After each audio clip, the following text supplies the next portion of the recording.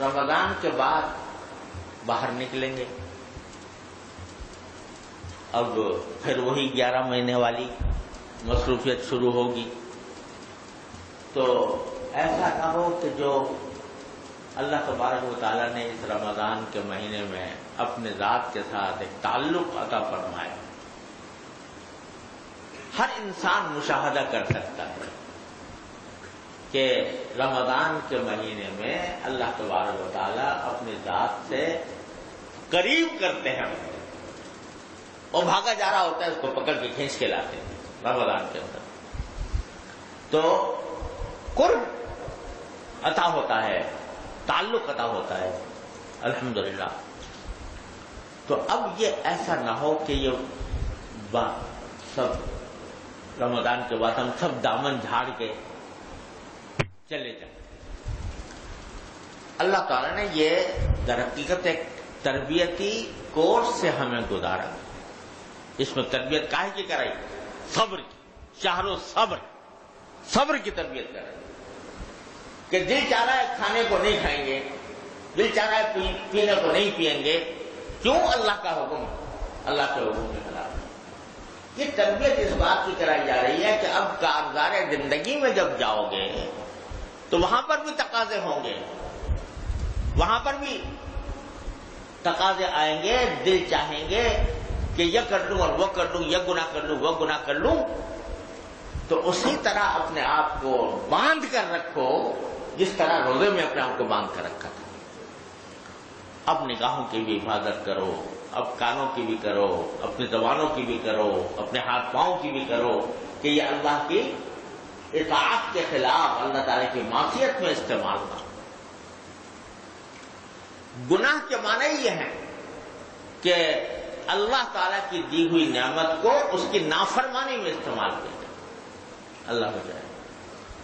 تو ایک تو ذرا جانے سے بھی پہلے مانگ لو، رمضان گزرنے سے پہلے، یا اللہ اب رمضان کے بعد عید آئے گی، عید کے بعد پھر ہم اپنے کاروبار زندگی میں جائیں گے، بہت سی مصروفیات لاحق ہوں گی.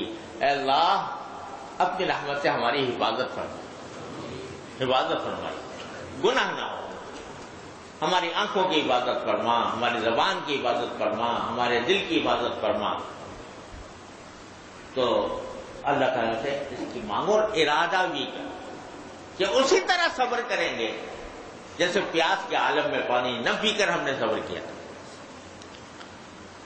دوسرا یہ کہ ٹھیک ہے بھائی، اب رمضان گزر جائے گا تو روزہ بھی نہیں، آرام سے کھاؤ پیو، اور تراویح بھی نہیں، لمبی چوڑی نماز 20 رکعتوں والی.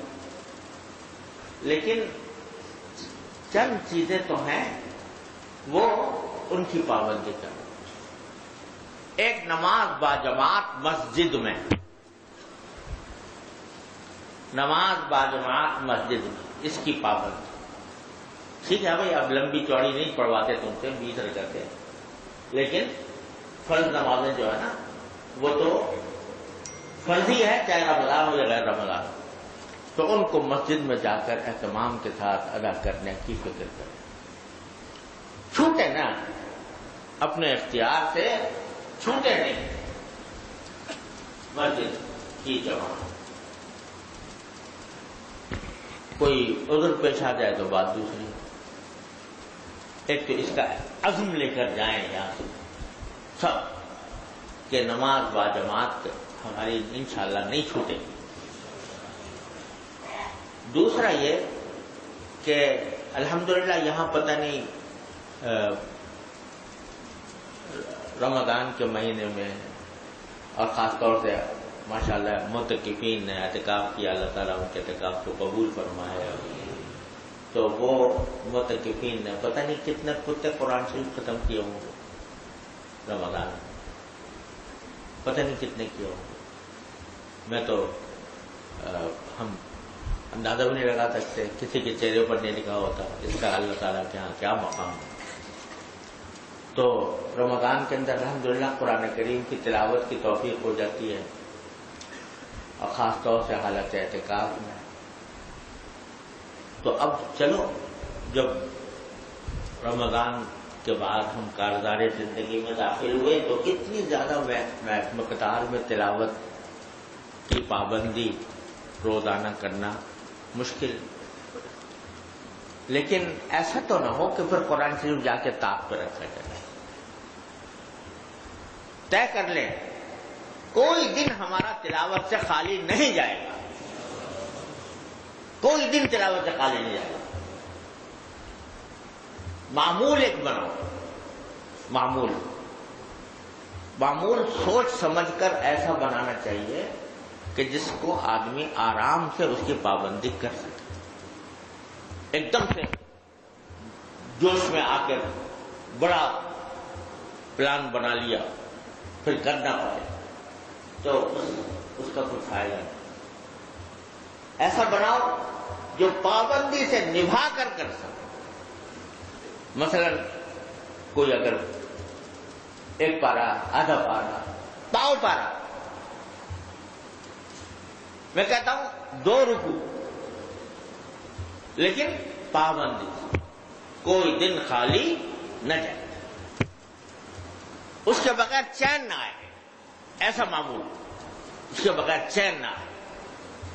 تو تلاوت کا کچھ معمول، اور اس کا سب سے بہتر طریقہ یہ ہے کہ اپنی زندگی کو نظم اوقات کا پابند۔ نظم اوقات سے بڑے بڑے کام ہو جاتے ہیں، اور اگر اوقات کا نظم نہ ہو تو مہینے سال بیکار چلے جاتے ہیں۔ تھوڑا سا نظام اوقات بنا لو کہ بھئی مثلا صبح کا وقت ہے فجر کے بعد کا، تو اس میں تھوڑی سی تلاوت کر لی، اور تلاوت کر کے کچھ تسبیحات، اللہ کا ذکر، چھوٹی موٹی، کم از کم کوئی دن تو خالی نہ جائے جس میں اللہ تعالیٰ کا کوئی ذکر نہ ہو۔ سبحان اللہ بحمدہ، سبحان اللہ العظیم، سبحان اللہ والحمد للہ ولا الہ الا اللہ واللہ اکبر۔ تیسرا کلمہ استغفر اللہ العلی العظیم والذی لا الہ الا هو، استغفار، درود شریف، اللہم صلی علی محمد وعلی آل محمد الی آخر۔ 4 ان کو تو اپنے پلے باندھ لے جائے، کبھی اس میں تخلف نہ ہو۔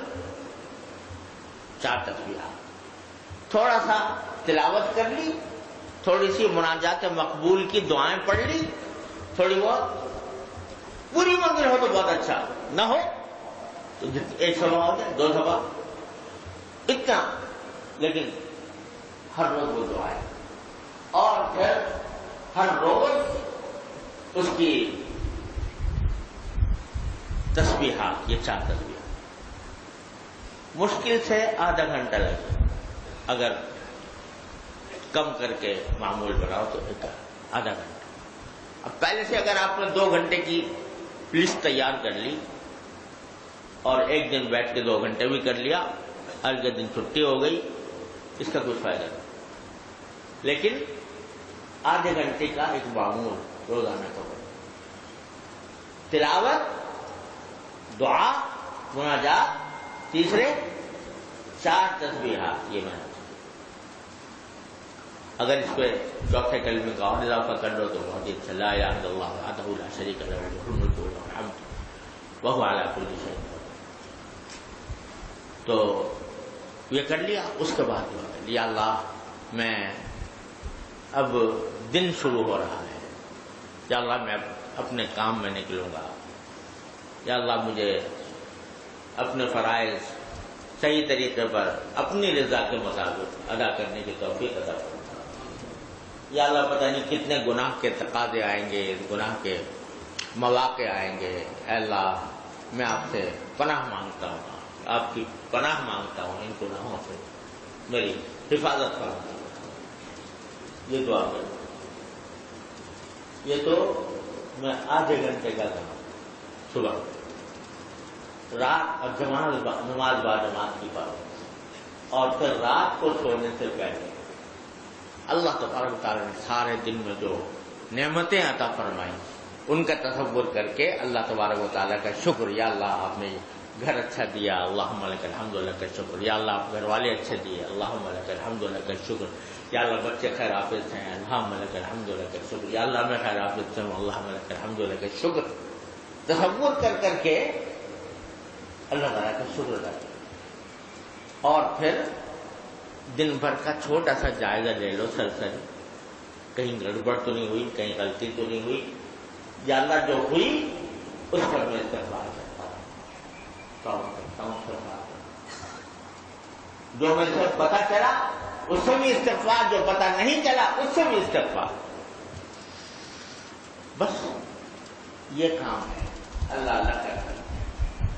بس اتنا معمول اگر آدمی بنا لے تو انشاءاللہ رمضان کے اندر جو اللہ تعالیٰ کے ساتھ تعلق قائم ہوا، اللہ تبارک و تعالیٰ نے اپنے قریب فرمایا، اس قرب کی نعمت انشاءاللہ چھنے گی نہیں، انشاءاللہ نہیں چھنے.